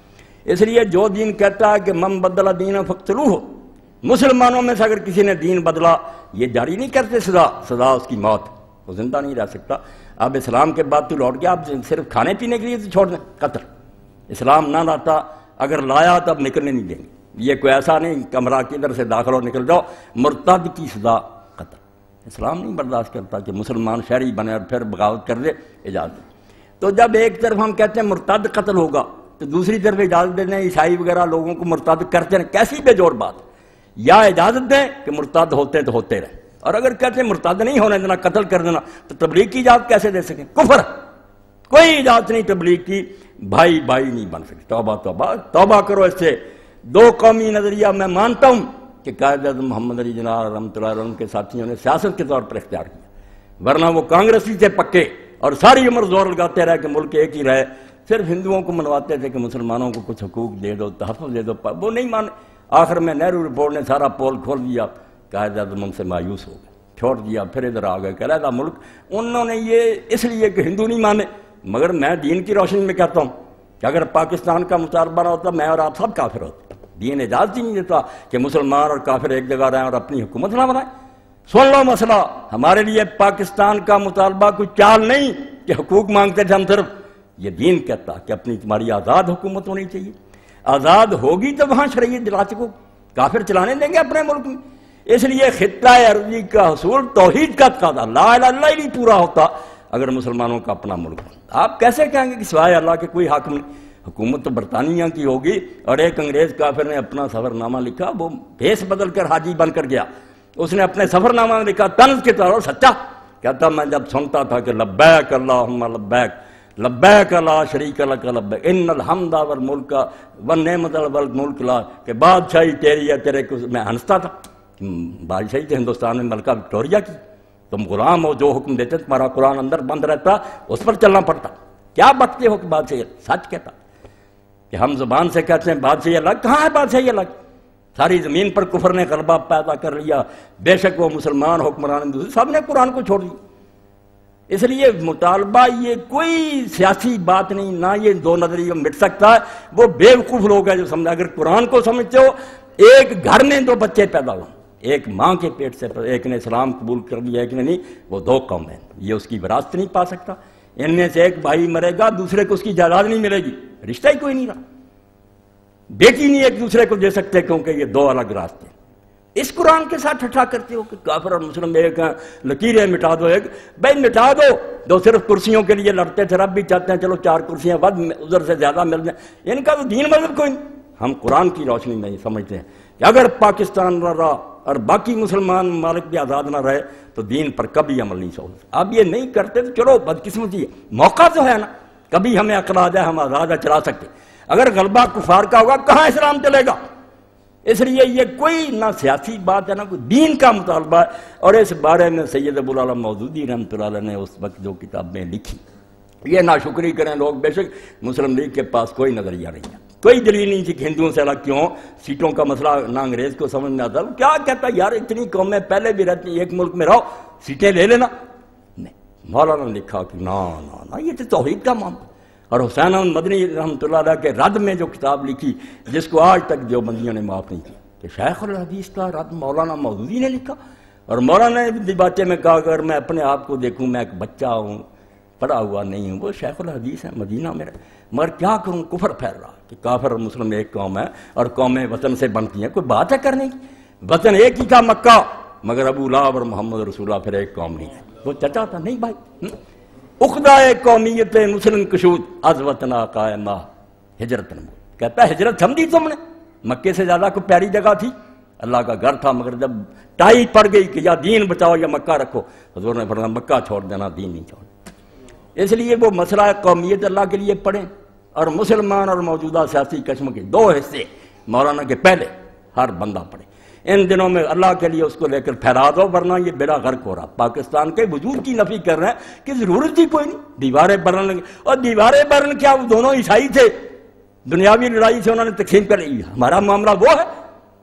نہیں، ہم کافر اور مومن ہیں، ہم دونوں میں اتنا فرق ہے زمین و آسمان کا، ہم کس طرح ہمیں تم ایک کرتے۔ اب میں نے یہ آیت جو پڑھی سورہ المجادلہ، سن لے اللہ کا کہتا، بھائی بننے والے کافر ہو چکے ہیں۔ لا تجد قوما یؤمنون باللہ والیوم الآخر یوادون من حاد اللہ ورسولہ۔ اللہ کہتا کبھی بھی نہیں ہوگا کہ لوگ اللہ کو اور قیامت کو ماننے والے ہوں پھر دوستیاں ان سے کریں جو اللہ رسول کے دشمن ہیں، وہ اللہ رسول کے مخالف ہیں، محمد رسول اللہ صلی اللہ علیہ وسلم کو جھوٹا کہتے ہیں، قرآن کو گھڑی ہوئی کتاب کہتے ہیں، تم ان سے دوستیاں کرتے ہیں۔ اور کئی لوگ سادہ اور بیوقوف کہتے ہیں اجمیر شریف گئے جی وہاں ہندو بھی آتے ہیں، مگر بیوقوف اور نادانوں، اجمیر شریف والے کا جو اصل مرشد تھا محمد رسول اللہ اس کے دشمن ہیں۔ وہ کتے اس لیے آتے ہیں کہ تمہیں بیوقوف بنائیں، مسلمانوں کو احمق بنائیں کہ ہم تمہارے بزرگوں کا احترام کریں۔ بزرگوں کا احترام کرنا تھا بزرگوں کے بزرگ کا کرتے، پہلے اس پر ایمان لاتے، اس کو جھوٹا کہتے ہیں، اس کو کہتے ہیں وہ کذاب تھا، کوئی نبی نہیں تھا جھوٹا، اور خبیث ہو کلمہ گو ہو کر تم ان سے دوستیاں کرتے۔ اللہ نے صاف کہہ دیا کہ جو اللہ اور قیامت کو مانتا ہوگا کبھی بھی تمہیں نظر نہیں آئے گا کہ وہ ان سے دوستی کرے جو اللہ رسول کے دشمن۔ تم اپنے باپ کے قاتل سے دشمنی کرتے ہو، تم اپنی ماں کے ساتھ زیادتی کرنے والے سے، تمہیں شرم نہیں آتی کہ اللہ کے رسول سے بڑھ کر وہ ہے؟ اللہ کے رسول کے گستاخ ہیں، بے ادب ہیں۔ وَلَوْ كَانُوا آبَاءَهُمْ وَأَبْنَاءَهُمْ وَإِخْوَانَهُمْ وَعَشِيرَتَهُمْ۔ اب یہ چار فکریں سن لو کہ ان سے بڑھ کر کوئی قریبی رشتہ ہے، اور ان کی محبت نس میں رچی ہوتی ہے، انسان فطری طور پر ان کی محبت میں غرق ہوتا ہے۔ فرمایا بے شک وہ باپ ہوں، بیٹے ہوں، بھائی ہوں یا قبیلے کے لوگ ہیں، یہ سب سے قریبی، فرمایا بے شک یہی ہو نا، مگر تم نے دیکھ لیا کہ اللہ رسول کے مخالف، اب ان سے محبت کرو گے تو ایمان نہیں ہوگا، تم پھر نہ اللہ کو مانتے ہو نہ آخرت کو مانتے۔ یہ دوستی اسی لیے نبھ رہی ہے کہ تم کفر میں چلے گا، ورنہ کافر کی اور مومن کی دوستی نہیں ہو سکتی۔ اولئک کتب فی قلوبہم الایمان وایدہم بروح من۔ اللہ فرماتا جو یہ کریں گے یہ بازی کھیل جائیں گے۔ کام مشکل ہے کہ باپ کو چھوڑ دیا، بیٹے کو چھوڑ دیا، آسان نہیں یہ بات، ان کی محبت تو آدمی کے روئیں میں ہوتی ہے، مگر فرماتا جو کر دیں گے اللہ کے لیے کہ نہیں یہ اللہ رسول کے دشمن، تعلق ختم، تو کیا ہوگا پھر؟ اولئک کتب فی قلوبہم الایمان۔ یہ اللہ نے سرٹیفکیٹ دے دیا کہ جو اس امتحان میں پورے اتریں گے، میں نے اعلان کر دیا کہ ان کے دلوں میں واقعی میں نے ایمان لکھ دیا، ان کے دل پر نقش ہو گیا ایمان، پکے مومن وہ وایدہم بروح من۔ اور اگر وہ دیکھیں گے کہ اب مشکلات ہوں گی، قبیلہ چھوٹ گیا، بایا کیا بنے، وایدہم بروح من، اللہ اپنے فیض خاص سے ان کی مدد فرمائے گا، کسر نکال دے گا۔ لوگوں نے مکہ چھوڑا، رشتہ دار چھوڑے، مدینہ نہیں دے دیا، پھر وہاں رہائش بھی ملی، رزق بھی ملا، بھائیوں سے بڑھ کر بھائی انصار مل گئے، فرمایا کسریں نکل جائیں گی، کر دو، چھری پھیر دو باپ بیٹوں ساروں کو اگر یہ اللہ رسول کے دشمن ہے۔ وَيُدْخِلُهُمْ جَنَّاتٍ تَجْرِي مِن تَحْتِهَا الْأَنْهَارُ۔ یہ دنیا کوئی نہیں، اس کے مفاد کیا سوچتے ہو کہ تجارت ہوگی، بسیں جائیں گی، یہ ملے گا، یہ بھی نہیں ملے گا، بالکل نہیں ملے گا، دھوکے ہیں سارے، ہاں مگر ہوگا کہ اللہ پاک جو اللہ کے لیے سب کو چھوڑ دیں گے۔ آگے بھی ایک دنیا، وہاں اللہ نے باغوں میں داخل کر، ایک جنت نہیں جنات، حضور صلی اللہ علیہ وسلم نے فرمایا 100 جنت ہے وہاں، ایک یہاں ہے، آسمان کے فاصلے کے برابر دوسری ہے، اتنا فاصلہ بھی، یعنی ہم 14 منزلیں دیکھتے ہیں نا کسی بینک کی، ہو اتنی سٹوری، فرمایا 100 منزل، اور فاصلہ اتنا جتنا آسمان سے زمین تک کا، لوگ اپنے اپنے عملوں کے مطابق وہاں ہوں گے، نعمتیں ہوں گی، سب کو ملے گا، جو جی چاہے گا ملے گا، اور سب سے آخری جنت ہوگی پھر جنت الفردوس، وہاں چوٹی کے لوگ۔ تو فرمایا اللہ کا عرش اوپر ہوگا، تخت خداوندی، اور فردوس کی چھت ہوگی، ساری دنیا نیچے ہی ہوگی، جنت فردوس میں چلے گا بس۔ وہ چھت جو ہے نا اس کا نام ہے الوسیلہ، الوسیلہ اس مقام کا نام اللہ نے رکھا، اور رسول کریم علیہ السلام نے فرمایا وہ صرف ایک شخص کو ملے گا۔ مجھے اللہ کی رحمت سے امید ہے، آپ فرماتے ہیں کہ وہ میں ہی ہوں، مگر دعویٰ نہیں کر سکتا۔ تم میرے لیے اذان کے بعد دعا کیا کرو، صلی اللہ علیہ وسیلہ مانگا کرو کہ آت محمد علیہ وسیلہ، اے اللہ وہ وسیلہ وہ مقام ہمارے نبی کو دے تو میں پھر تمہاری شفاعت کروں گا۔ اب دیکھیں کہ ساری دنیا نیچے ہے، نبی ولی اوپر اللہ، اور پھر بات وہ بن گئی جو پڑھتے ہیں لوگ قصہ مختصر کرنے کے لیے کہ بعد از خدا بزرگ تو ہی قصہ، یعنی مظاہرہ ہی ہو جائے گا کہ اب سب نیچے ہیں، آپ سب سے اوپر ہیں، اوپر صرف اللہ۔ تو فرماتا اللہ پاک، اور یہ جو بھائیوں بہنوں سب کو جواب دے دیں گے کہ یہ خدا کے دین کے دشمن ہیں، ہماری کوئی دوستی نہیں۔ میں پھر انہیں باغوں میں داخل کروں گا جن کے نیچے نہریں بہتی، کبھی خشک سالی نہیں آئے گی، درخت سوکھیں گے نہیں، خالدین فیہا، اور یہ بھی نہیں ہوگا کہ یہ وہاں مر جائیں تو پھر مزہ کرکرا ہو جائے یا نکال دیے جائیں، نہیں، خالدین فیہا، ان باغوں میں پھر ہمیشہ ہمیشہ رہیں گے۔ انعام اللہ بتا رہا ہے، رضی اللہ عنہم ورضوا عنہ۔ تو یہ صحابہ کرام کے لیے نہیں، سب کے لیے فرما رہا ہے، جو یہ کر دیں گے اللہ ان سے راضی ہو جائے گا، وہ اللہ سے راضی ہو جائے گا۔ اس سے بڑا انعام کوئی نہیں۔ کیوں؟ اللہ کیوں راضی ہو جائے گا؟ بھائی جو مطالبے میرے تھے، جو میں چاہتا تھا کہ یہ کام کر کے دکھاؤ، تم نے کر دیا، شاباش، میں خوش ہو گیا کہ تم نے میری مرضی کے کام دنیا میں کر لیے سارے۔ خوش ہونا نہیں، سرٹیفکیٹ دیجیے، میں خوش ہو گیا۔ تو یہ کیوں خوش ہو جائیں گے پھر؟ اللہ تو خوش ہو گیا کہ کام سارے کر دیے اس کی مرضی کے۔ اب بندے کیوں خوش ہوں گے؟ بندوں کو یہ بتایا کہ باغ ہیں، نہریں ہیں، محلات ہیں، مگر جب وہاں جائیں گے تو جیسے ابن عباس رضی اللہ عنہ فرماتے ہیں، اللہ کی قسم یہاں ہمیں صرف نام ملے، ہم سنتے ہیں باغ ہے، محل، یہی ذہن میں آتے ہیں کہ یہ محل بنے، نہیں، جب وہاں جائیں گے فرماتے ہیں اللہ گواہ ہے، آپ دیکھیں گے نہ وہاں یہ محل ہوں گے، نہ یہ دودھ ہوگا، نہ یہ کیلے ہوں گے، وہ چیزیں ہی اور ہیں، مگر اس کا بیان اللہ کیسے کرے؟ ہماری ڈکشنری میں لفظ نہیں۔ وہاں جائیں گے تو پھر خوش آ جائیں گے، او ہمارے اندازے، ہمارے قیاس اور گمان سے تو بہت زیادہ مل گیا، نحال ہو۔ فرمایا اللہ خوش ہو جائے گا کہ میری منشا کے مطابق کام کر، یہ خوش ہو جائیں گے کہ جتنے وعدوں سے ہم سمجھتے تھے یہ تو اس اندازے سے بہت زیادہ مل گیا۔ اولئک حزب اللہ، اللہ کی جماعت صرف یہی ہے۔ باقی جو کہتے ہیں نا ہم بھی اللہ کی جماعت ہیں، مسلمان جھوٹے ہیں، بکواس کرتے ہیں کہ اللہ رسول کو ماننے کے دعوے کرتے ہیں، دشمنوں سے دوستی کرتے ہیں۔ الا ان حزب اللہ هم المفلحون، سن لو کہ صرف اللہ کی پارٹی فلاح پائے گی اور کامیاب ہوگی، باقی تباہ ہو جائیں گے، دوزخ کا ایندھن بنیں گے، جلا دیے جائیں گے گندے دانے، مومن جیتیں گے۔ ایک آیت اور پڑھ لوں تاکہ یہ جو نا دو قومی نظریے کو ختم کر لیں، شروع سے آخر تک پڑھیں۔ یہ بھائی کوئی سیاسی بات نہیں کہ ملک بن گیا ختم ہو گیا، یہ کلمے کی تقسیم ہے۔ جو مانتا ہے وہ ایک قوم ہے، جو نہیں مانتا وہ کافر دوسری قوم۔ رشتے نہیں ہو سکتے، وراثت نہیں مل سکتی، کوئی تعلق نہیں رہتا۔ باپ میرا فوت ہوتا وہ معاذ اللہ کافر ہوتا، میں مسلم ہوتا، لا یتوارث اہل ملتین، دو ملتیں بن گئی، اب تم اس سے وراثت نہیں لے سکتے۔ ہاں میں مروں میرا باپ نہیں حصہ پا سکتا۔ اتنی تقسیم اللہ کا دین کہتا ہے، تم مٹانا چاہتے ہو کہ کافر مسلمان ایک ہو جائے۔ یہ دوسری آیت ہے سورہ الممتحنہ، اس میں اللہ نے کہا قد کانت لکم اسوۃ حسنۃ فی ابراہیم والذین معہ، کہ یہ جو تمہیں کہا جا رہا ہے کہ چھوڑ دو ان سارے رشتہ داروں کو، یہ کوئی نیا مطالبہ؟ قد کانت، پہلے سے یہ مثال تمہارے سامنے نہیں ہے۔ تمہارا باپ ابراہیم عراق میں پیدا ہوا تھا، وہاں باپ آدر تھا، اس کی قوم اور برادری تھی، اس کا حکمران تھا نمرود۔ تو ابراہیم علیہ السلام اور اس کے ساتھیوں کا نمونہ تمہیں یاد نہیں رہا؟ یہ مکے والوں کو کوئی بھولا ہوا نہیں تھا، وہ فخر یہی کرتے تھے کہ ہم بیت اللہ کے متولی ہیں، ابراہیم علیہ السلام کی اولاد۔ ساری داستان یاد تھی کہ وہاں آگ میں پھر کیوں تمہارا باپ پڑا، کیوں ابراہیم نے اپنے باپ کو کہہ دیا کہ ابا جی سلام، بس میں جا رہا ہوں، میرا تیرا کوئی تعلق نہیں۔ اللہ نے اس کا حوالہ دیا کہ تم دوستیاں پالتے ہو، تمہیں دو قومی نظریہ قرآن کی روشنی میں نظر نہیں آتا، کافر اور مسلم کو ایک کرنا چاہتے ہو۔ قد کانت لکم اسوۃ حسنۃ فی ابراہیم والذین معہ، کہ تمہارے لیے مثال چلی آ رہی ہے ابراہیم علیہ السلام اور اس کے ساتھیوں کی۔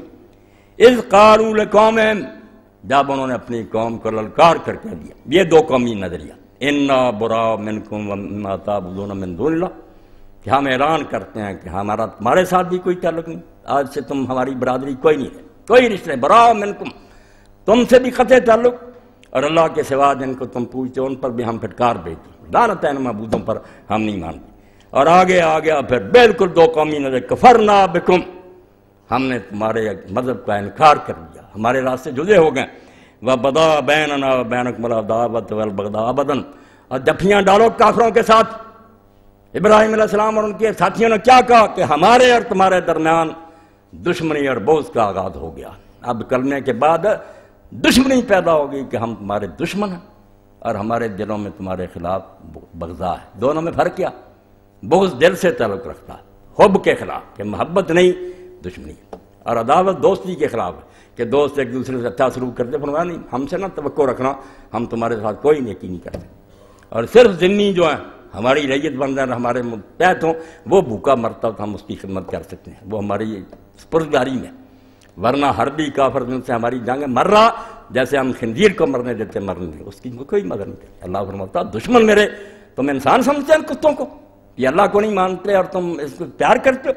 تو ابراہیم علیہ السلام اور اس کے ساتھیوں نے کہا بدا بیننا و بینکم العداوۃ والبغضاء ابدا، ہمیشہ ہمیشہ کے لیے ہمارے اور تمہارے درمیان دشمنی اور بغض کا آغاز ہو گیا، ابدا، کبھی، جب تک یہ کرنا مرتے دم تک صلح نہیں ہو سکتی، حتی تؤمنوا باللہ وحدہ، صلح کی صرف ایک شکل ہے کہ تم ایک اللہ پر ایمان لے، کلمہ پڑھ جاؤ گے تو ٹھیک ہے، ورنہ ہماری تمہاری دشمنی بغض اور عداوت کبھی ساتھ نہیں ہوگی۔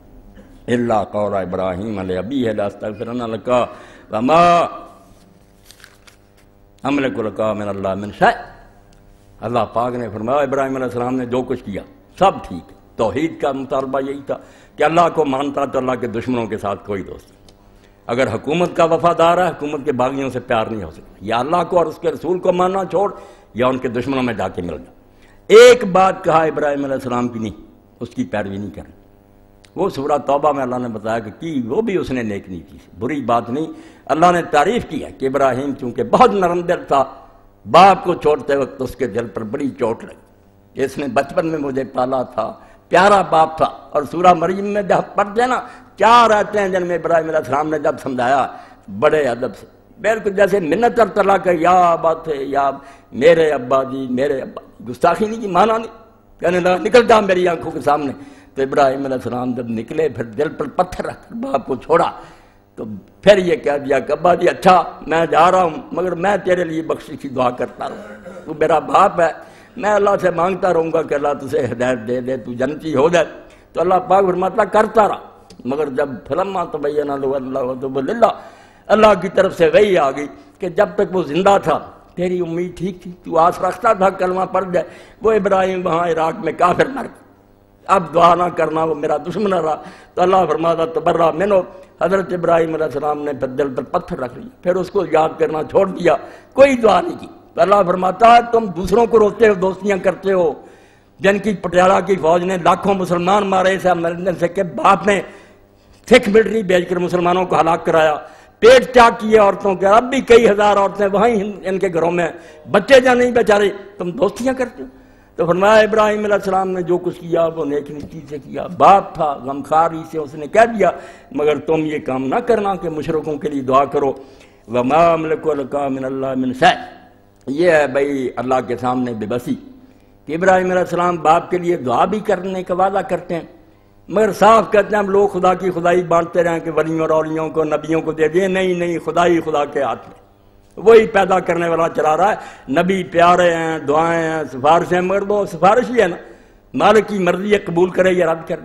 تو ابراہیم علیہ السلام نے جب کہا ابا جی دعا کروں گا، تو ساتھ ہی کہہ دیا کہ ابراہیم علیہ السلام کے پاس کون سا زور ہے کہ وہ منوا رہے گا، اے قرآن کو پڑھا کرے تو ہی سمجھ آئے کہ ماشاء اللہ کے بغیر چارہ نہیں، بھائی اللہ تو چاہے گا۔ فرمایا وما املک لک من اللہ من شیء، میں اللہ سے بچانے کے لیے ابا جی آپ کے لیے کچھ بھی نہیں کر سکتا، میرے بس میں کچھ نہیں کہ میں چھڑا لوں، منت کروں گا، دعائیں کروں گا۔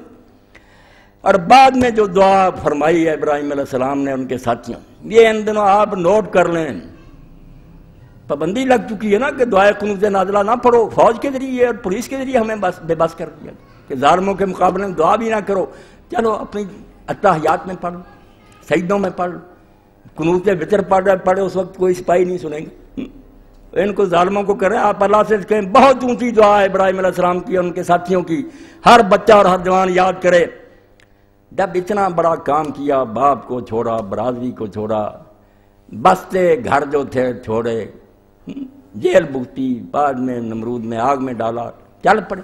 3 آدمیوں کا قافلہ صرف، ابراہیم علیہ السلام ہے، بھتیجا لوط ہے، ایک بیوی سارا، بڑے ملک میں سے کوئی نہیں چلا، 3 مسافر چل پڑے اور کوئی پتہ نہیں کہاں کہاں کے دھکے کھانے پڑیں گے۔ تو اس وقت جو دعا کی یہ سب لوگوں کو ہر وقت کرنی چاہیے، ہر مشکل کا حل ہے، ربنا علیک توکلنا، اللہ ہم نے یہ قدم اٹھا دیا مگر ہم سمجھتے ہیں کہ یہ کوئی آسان بازی نہیں، یہ کھیل نہیں ہے، مشکلات آئیں گی، پریشانیاں آئیں گی، خدا جانے دوسرے ملکوں میں ہمارے ساتھ کیا ہو، ربنا علیک توکلنا، یہ سہارا ہے مومن کا جس کی وجہ سے یہ جرأت کرتا ہے کہ ہمارے رب ہم نے تیرے اوپر بھروسہ کیا، سارا کام اپنے تیرے حوالے کر دیا، اب تو بہتر جانتا کہ ہمارے ساتھ کیسے کرنا ہے، ہم نے سارا کام جو سپرد نمبتو مایا خیشرا، تو دانی حساب کم و بیشرا، تھوڑے بہت کا حساب جانتا ہے تو، ہم نے تیرے سپرد اپنا کام کر دیا۔ یہ مومن کا ایمان ہے، کلمہ طیبہ ربنا علیک توکلنا۔ ہم جو بائی کاٹ کر کے چل پڑے اور ان سے دشمنی مول لے لی، ہمارا بھروسہ تجھی پر، تیرے سوا کوئی سہارا نہیں۔ وَإِلَيْكَ نَبْنَا، اور ہمارے دلوں کا دھیان بھی ہر وقت تیری طرف ہے۔ انابت لکل عبد منیب، اللہ کہتا جنت میں کون جائیں گے؟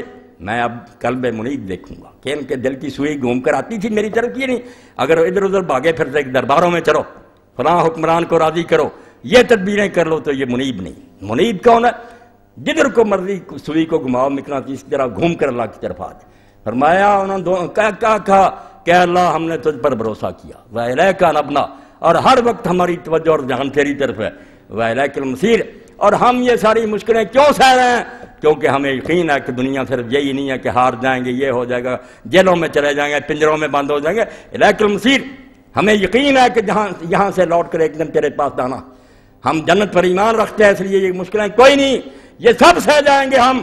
یہ 4 دن کی بات ہے، آخر میں ابھی کامیابی ہے۔ ربنا لا تجعلنا فتنة للذین کفروا، اب تو رب یہ کرنا کہ ان ظالموں کو اتنا موقع نہ دے دینا کہ یہ ہمیں آگ پر لٹا کر ٹپائے۔ آزمائش کی بھی حد ہوتی ہے، ہم کمزور بندے، ان کافروں کو یہ موقع نہ دے کہ ہم کو یہ نشانہ بنا دے اور ہر وقت بھونتے رہیں۔ فتنہ عربی زبان میں کہتے ہیں آگ پر بھوننا معمولی بات نہیں، آزمائش نہیں صرف، آزمائش تو اس کی ایک شاخ ہے۔ اصل میں یہ ہے کہ آپ گوشت کو اگر بھونے سیخوں پر چڑھایا ہوتا ہے اور کباب بناتے ہیں، اس کو کہتے ہیں کہ گوشت آگ پر بھونا جا رہا ہے۔ فرمایا اللہ ایسا نہ کر دینا کہ یہ ظالم ہمیں بھونتے رہیں۔ وَاغْفِرْ لَنَا رَبَّنَا، پیغمبر اور اس کے ساتھی مانتے ہیں کہ اگر ہمارے راستے میں کوئی مشکل آئی اور وہ حل نہ ہو سکی، ہمارا گناہ ہوگا، توبہ پاک ہوتے ہوئے وَاغْفِرْ لَنَا رَبَّنَا، ہم سے اگر کچھ قصور ہو رہے ہیں تو اللہ معاف کر دینا، ان کی وجہ سے ان کافروں کو نہ ہم پر سوار کرنا۔ إِنَّكَ أَنْتَ الْعَزِيزُ الْحَكِيمُ، یہ ابراہیم اور اسماعیل علیہ السلام کی دعا کعبہ بنتے وقت بھی ہے، عیسیٰ علیہ السلام کی دعا کا بھی آخر ہے، اور میں آپ حضرات سے کہوں گا کہ جب دعا ختم کریں إِنَّكَ أَنْتَ الْعَزِيزُ الْحَكِيمُ کیا کریں؟ عزیز اور حکیم سے مجھے قرآن میں بڑھ کر کوئی اللہ کا اسم نہیں ملا۔ کیا ہے عزیز؟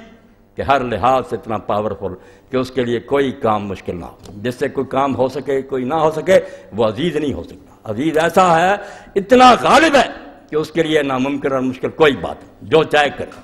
اب اس کے ساتھ یہ بھی خطرہ کہ اب جو چاہے کرنے والا جو وہ بے لگام ہو جاتا، اتر کلنان ہو جاتا، کوئی پتہ نہیں، نیک کو دوزخ میں ڈال دے، بدکار کو جنت میں لے جائے، جیسے کئی احمق ایسا ہی کہتے ہیں کہ ایسی بے اصولی ہوگی۔ فرمایا نہیں، تو غالب ہے مگر ساتھ کیا ہے؟ الحکیم، دانا ہے، کبھی غلط نہیں کرتا، جو سزا کے لائق ہے صرف اس کو سزا دے گا، جو بخشے جانے کے لائق بخشا جائے گا۔ حکیم نے حفاظت کر دی، بدر کا آ گیا، جیسے حکیم دوائی پلاتے ہیں نا ہمیں، تو ساتھ بدر کا تجویز کرتے ہیں کہ اس سے گرمی ہو جائے گی، اس سے خشکی، یہ ساتھ یہ بھی کھاتے رہے، اس کو بدر کا کہتے ہیں نا عربی میں۔ تو اللہ نے جو حکیم بتایا نا کہ نبی ساتھ ہی کہتے کہ ہم مانتے ہیں کہ تو جو چاہے کر دے، کون پکڑ سکتا تیرا ہاتھ، مگر ساتھ ہی ہمیں پورا یقین اور علم ہے کہ تو غلط کبھی نہیں کرے گا، تیری ہر مشیت ہر فیصلہ حکمت کے مطابق ہوگا، اصول کے تحت ٹھیک اور درست۔ تو یہ 2 دعائیں جو ابراہیم علیہ السلام کے ساتھیوں کی اس قابل ہیں کہ ہر معاملے میں آدمی ان کو اپنے لیے حرص بنا لے، یہ شیلٹر سمجھیں آپ، کلانشکوپ سمجھیں، اللہ تعالیٰ ہر معاملے میں دین و دنیا کو حفاظت فرمائے گا۔ تو اس لیے میں نے آپ کے سامنے بات کہی، اور اگر میرے دوست سن رہے ہیں تو وہ تلاش کریں، مودودی صاحب کی وہ کتابیں ان دنوں میں پھیلائیں، کیونکہ مسلم لیگ کے پلے کچھ نہیں تھا، ان لوگوں نے پھر مولانا کی کتابیں خرید کر اس وقت بیچی کہ دین کی روشنی میں ہم پاکستان کیوں چاہتے ہیں۔ مولانا نے کہا یار جھگڑا ہے گاندھی اور کچنا کا، یہ تو کلمہ طیبہ کی لڑائی ہے کہ کافر کے ساتھ مسلمان ایک ملک میں نہیں رہ سکتے، اس کو آزاد سلطنت چاہیے جہاں وہ اللہ رسول کے حکم کی اطاعت کر سے، ورنہ وہ غلام ہی ہوگا۔ اور اب تو ہم آزادی کے بعد بھی غلام ہی ہیں کہ ہمیں پھر بھی دین نہیں نصیب ہوا، وہ گورے کافر چلے گئے، بعد میں کالی چمڑیاں والے بیٹھ گئے، مگر دین وہی رہا، ظالم نظام رہا۔ تو اللہ کا دین جو ہے نا پاکستان کے بارے میں جو کچھ ہے۔ اور ایک بات میں آپ کی خدمت میں یہ بھی عرض کروں، ایک شخص مر گیا، آئی جی ہو کر مرا، غریبی سے بیچارہ اٹھا اور بہت ترقی تک گیا، نیم شین صاحب نے اپنی بیٹی اس کو دے دی، بڑا نیک سلوک کیا، وہ مالی کا بیٹا تھا چودھری سردار احمد آئی جی، اس نے بہت کتابیں لکھی، 2 شخص ان کو نہیں نہ پڑھے گا، میں نہیں سمجھتا کہ اس کو پاکستان کی سمجھ آئے گی، اس کے روئیں میں اسلام اور پاکستان تھا، جو اس کی کتابیں ہیں نا، متاع فقیر ہے، اور اسی طرح ٹیڑھی راہوں کا سیدھا مسافر نواز شریف پر لکھی ہے، 7 راج سارے صدروں کی اندر کے بیت، اس نے کہا میں سب جانتا ہوں کہ کیا حرام دزیاں ہوتی ہیں اور اس ملک کے ساتھ کیا مذاق ہو رہا، اور ایک کتاب تازہ اس نے لکھی، قائد اعظم محمد علی جناح اس صدی کا سب سے بڑا انسان۔ اس میں کوئی شک نہیں کہ قائد اعظم میں اور کوئی خامیاں ہوں تو ہزار خامیاں، مگر وہ سچا آدمی تھا، ارادے کا پختہ تھا، کوئی اس کو خرید نہیں سکتا تھا۔ یہ انگریز ہندو سب کافر مان گئے کہ ایسے اٹل حوصلے والا بندہ نہیں دیکھا۔ ہزار جتن کیے، رشوتیں دی، وزیر اعظم بنانے کے لیے گاندھی نے کہا کہ ملک ایک رہنے دے وزیر اعظم، اس نے کہا یار یہ سودا، میں اتنے کروڑ مسلمانوں کو ذبح کر دوں، تم بے ایمان ان کو پھر غلام بنائے رکھو۔ تو یہ ان کی کتابیں بھی آپ لوگوں کو خریدنی چاہیے، پڑھنی چاہیے۔ میں اللہ کے لیے کہتا ہوں کہ یہ نہ سمجھا کریں کہ یہ دنیاوی بات ہے۔ تھانی صاحب رحمۃ اللہ علیہ فرماتے ہیں اگر روز خان کا میں اخبار نہیں پڑھا جاتا آدھا دین تباہ ہو گیا۔ اخبار پڑھو، پتہ چلے کہ دنیا میں ہو کیا رہا، مسلمانوں کے ساتھ دنیا کیا کر رہی ہے، تباہی کے سمے تم حجروں میں بیٹھے ہوئے۔ تو یہ کتابیں پڑھا کریں۔ مجھ کو سیاسی وغیرہ کوئی نہ کہے، دین اگر سیاست سے الگ ہو جائے وہ دین ہی نہیں، کوئی دین نہیں۔ دین وہی ہے جو نظر رکھے کہ دنیا اللہ کے حکم کے مطابق چل رہی ہے یا بغاوت ہو رہی ہے، کیا نتائج رکھیں۔ تو چودھری سردار احمد کی کتابیں میں پڑھنے کے بعد آپ کو کہتا ہوں کہ جب آدمی شروع کر دیتا چھوڑتا نہیں، اتنے ایمان کے ساتھ اور پاکستان کی محبت سے اس نے لکھی ہے نا۔ اور یہ جتنے ہیں نا فوجی حکمران دوسرے، سب کو اس نے بتایا کہ میں ان کے ساتھ کیا ہے ان کے ارادے۔ تو یہ سازش سمجھیں، پاکستان کی حفاظت کریں، دعائیں کریں اللہ سے کہ اللہ جو اس ملک کو برباد کرنا چاہتا ہے۔ اور ذرا اشارہ کر دوں، کئی مرتبہ میں نے کیا کہ یہ جو مدرسہ ہے، مولانا نذیر احمد صاحب رحمۃ اللہ علیہ فوت ہو گئے، امدادیہ، اور ان کے جو سرپرست ہیں تقی عثمانی صاحب، ان کی کتابیں پڑھا کریں۔ یہ پاکستان کے دشمن نہیں ہیں، یہ وہ لوگ تھے جو مولانا اشرف علی تھانوی رحمۃ اللہ علیہ کا گروہ تھا، دیوبند چھوڑ گیا کیونکہ وہ کانگریس کا گڑھ بن چکا تھا۔ ان لوگوں نے دینی نقطہ نظر سے کتابیں لکھی مسلم لیگ کی حمایت کے لیے۔ اب بھی یہ ملک میں کوئی فتنہ نہیں پیدا کرتے، شیعہ ہوں، سنی ہوں، بریلوی، وہابی نہیں، یہ ان فتنوں میں نہیں آتے۔ وہ کہتے ہیں یہ چیزیں چلی جاتی ہیں، ٹھیک ہے، کوئی گمراہ، ہم ملک نہیں برباد کرنا چاہتے، اتنی محنت تو سری ہے۔ مگر جو مولانا حسین احمد کا گروہ ہے، کیا نام بتاؤں، مولانا فضل الرحمان سمیت سب ان کے شاگرد ہیں۔ وہاں سے اسد مدنی آتا، ان کو یہ لائن دے کر جاتا، یہ سپاہی صاحب اور دوسرے سارے فتنے شیعہ سنی یہیں تھے۔ یہ صرف ایک پردہ کہ ملک برباد کرو، نہ مسجدوں کو امن سے رہنے دیتے ہیں، نہ ملک کو خوشی رہنے دینا چاہتے ہیں۔ اور ابھی ایک شخص نے بتایا کہ وہ ہمارے افریقہ گئے اور وہاں تانے کے طور پر اس نے کہا اسد مدنی کہ پاکستان کا ایک حافظ قرآن لڑکا تھا جو عیسائی ہو گیا۔ پاکستان کی مذمت کوٹ کوٹ کر بڑھی ہے۔ بھائی پاکستان کا اس میں کیا قصور ہے؟ انڈیا میں لوگ مرتد نہیں ہوتے، مکہ مدینہ میں کافر نہیں ہوا، یہ پاکستان بیچارے کا گناہ۔ تو یہ حوالہ دے رہا کہ پاکستان کا ایک آدمی عیسائی ہو، وہ اندر بغض ہے کہ پاکستان نہیں بننا چاہیے تھا۔ ہمارے شیخ العزیز ٹھیک کہتے تھے، یہ اکھنڈ چاہتے کہ اکھنڈ بھارت ہو جائے، اور ہمارے بیوقوف نادان بھی کچھ ایسے ہیں جو نادانی سے کوشش کر رہے ہیں کہ کافر مسلم ایک ہو جائے۔ قرآن سے درست دو حوالے میں نے دیے ہیں، مجادلہ اور وہ ممتحن، ان کے علاوہ قرآن بھرا ہوا۔ اب اگلے خطبے میں انشاءاللہ آئے گا کہ طاغوت سے تعاون، اللہ کہتا کافروں سے دوستی کی تو تم انہی میں سے ہو جاؤ، کافر ہی شمار ہو گئے، توبہ کرو، ایسے جہادوں کی باتیں نہ کرو جو کافروں کے ساتھ ملا کر دیا جائے۔ تو یہ انشاءاللہ آگے آج پاکستان کے لیے تہ دل سے میرے روح سے دعا نکلتی کہ اس خطے کو کوئی بری نظر سے نہ دیکھے، یہ واقعی اسلام کے لیے لیا گیا۔ اور اب تو باتیں افسانہ ہوتی جا رہی ہیں کہ میں نے پڑھا کہ یہ مجیب الرحمان شامی نے کہا مدینہ منورہ میں ایک دن بتیاں بجھا دی گئی مسجد نبی کی۔ تو ایک بوڑھے نے پوچھا کہ کیا ہوا، یہاں تو ساری رات جلتی تھی حضور کے روضہ پر، کیوں بتیاں بجھا دی گئی؟ کہا اسرائیل کی طرف سے حملے کا پتہ چلا ہے اس لیے یہ لائٹیں آف کر دی گئی۔ تو اس نے کہا یار کہہ دو ان سے کہ بتیاں روضہ رسول کی جلا دیں، کیونکہ جب تک اس خطہ عرب پر پاکستان کی فوج موجود ہے کوئی روضہ رسول کی طرف بری نظر سے نہیں۔ بھائی دیکھتے تو ہم پاکستان کو اس نظر سے کہ اس کی فوج، اس کے لوگ اللہ کے رسول کے سپاہی بن جائیں اور پوری مسلمان دنیا کو سہارا ہو کہ ہمارا ایک بھائی تو ہے جو وقت پر مدد کے لیے آئے۔ اور اگر اس کو بھی برباد کر دینا چاہتے ہیں پھر میں دعا ہی کر سکتا ہوں کہ وہ عورت والی بات ہوگی جو اللہ کہتا ہے کہ اس بڑھیا کی طرح نہ ہو جس نے محنت سے سود کاتا اور پھر ایک ایک دھاگا کر کے توڑ دیا۔ ہم وہ بننے کی طرف جا رہے ہیں۔ اللہ عقل دے ہمارے حکمرانوں کو بھی اور ہمیں بھی یہ سمجھ دے کہ اس کو کوئی معمولی بات نہ سمجھے۔ یہ سارے دانشور جو آتے ہیں کہ نہیں ہندو مسلم ایک قوم ہے، بے ایمان غدار منافق ہیں۔ مسلمان اور کافر کی دوستی کا سوال ہی نہیں پیدا ہو سکتا۔ وہ ابراہیم علیہ السلام کی بات کہ جب تک تمہیں ایک اللہ پر ایمان نہ لاؤ ہمارے تمہارے درمیان دشمنی کا اعلان ہو چکا۔ وآخر دعوانا الحمدللہ رب العالمین وصلی اللہ تعالی علی خیر خلقہ محمد وآلہ وصحبہ۔ یہ عیسائی کا پڑھ لینا بانٹا انہوں نے سارے شہر میں، کہا عیسائی ہو جاؤ، صلیب اٹھا لو، خدا یسوع مسیح کو مانو وہ اللہ کا بیٹا، یہ کفر پاکستان میں اسلام کو چلانے نہیں دیتے، یہ ملا اعظم ہے، یہ کافر پھیلاتے رہے سارا کچھ۔ بسم اللہ۔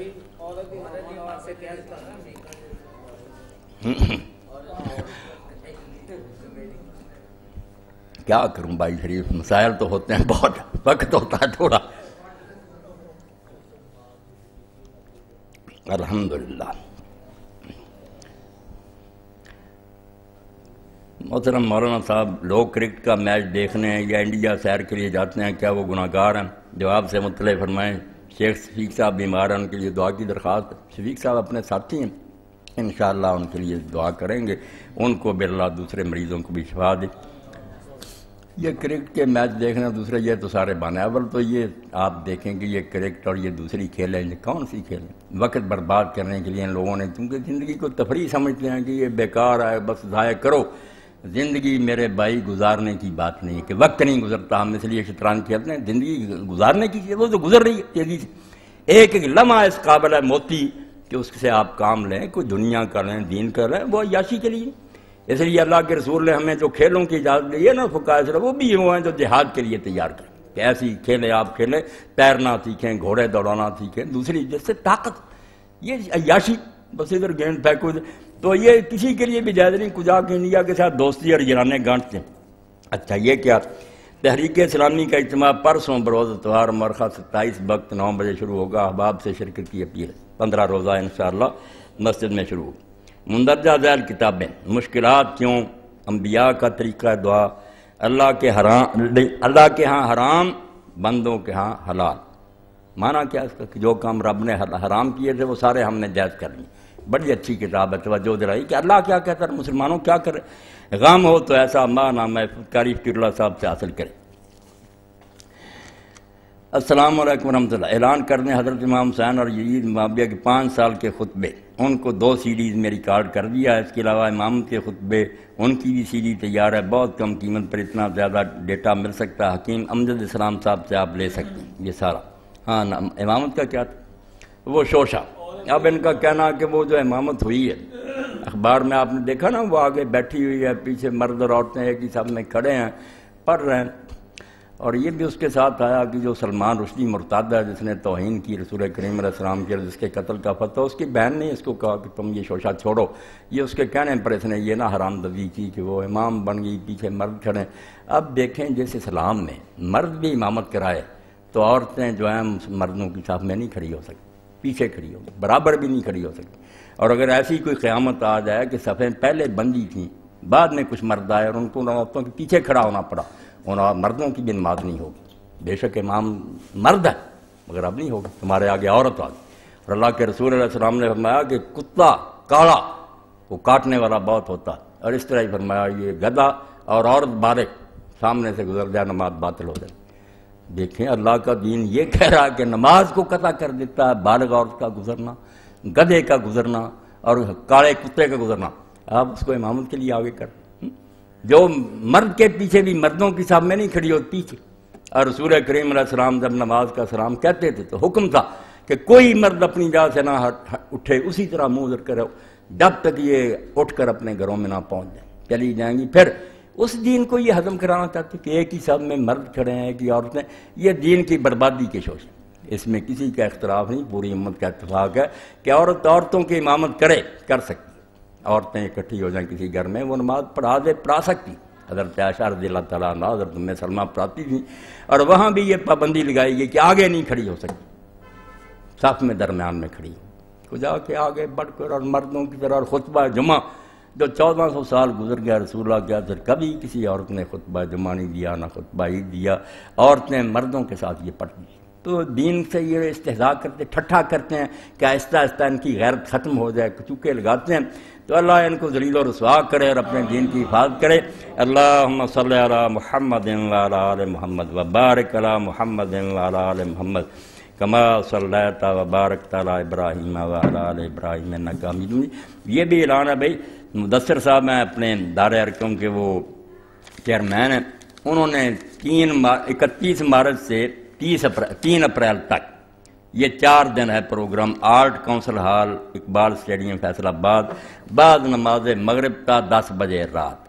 طلباء و طالبات، ملازمین اور کاروباری حضرات کے لیے سیرت رسول صلی اللہ علیہ وسلم کو سمجھنے کا سنہری موقع، اس کا نام رکھا سیرت کلاس۔ تو یہ میٹرک پاس لوگ جو ہیں یا اس سے زیادہ وہ اس میں داخلہ لے سکتے ہیں، فارم بھی ہیں پر کر کے دے دیں، اور یہ 21 مارچ سے لے کر 3 اپریل تک کلاسیں ہوں گی۔ بہت سے لوگوں کو انہوں نے بلایا، وہاں لیکچر دیں گے۔ سیرت رسول ہی وہ روشنی کا منار ہے جو نظروں سے اوجھل ہو جائے تو گھپن دے رہا، اگر رسول سامنے نہیں، شوق تیرا اگر نہ ہو میری نماز کا امام، میرا قیام بھی حجاب، میرا سجود بھی حجاب۔ کچھ وہ نماز جس میں حضور کی محبت نہیں، کوئی دین نہیں، نہ اس کو دین کہا جا سکتا۔ دین نام ہی اس کا ہے، رمز قرآن روح ایمان جانے گی، ہست حب رحمت للعالم۔ سارے دین کا خلاصہ ایک لفظ میں نکالیں، حضور کی محبت۔ اسی لیے میں کہتا ہوں، پہلے کہہ چکا، حضور کے دشمن ہمارے دوست بن جائیں، یہ قیامت سے بڑا حادثہ کہ اللہ کے رسول کے باغی ہمارے دوست، خدا بچائے۔ اللہم صلی علی محمد وآلہ بارک وسلم۔ اللہم اغفر للمؤمنین والمؤمنات والمسلمین والمسلمات الاحیاء منهم والاموات۔ اللہم انصر الاسلام والمسلمین واخذل الکفرة والمشرکین۔ ان اللہ یامر بالعدل والاحسان وایتاء ذی القربى وینہی عن الفحشاء والمنکر والبغی یعظکم لعلکم تذکرون۔ کشاید پر بفکر آشیانہ، کیسی مثال دی ہے کہ جب پرندے کا وقت ہوتا ہے شام کا تو وہ پھر اپنے پر کھولتا ہے اپنے آشیانے کی طرف جانے کی، اور مومن کا اصل آشیانہ مکہ اور مدینہ ہی ہے۔ کتنے ترستے ہیں کہ وہاں موت آ جائے۔ حضور کے روضہ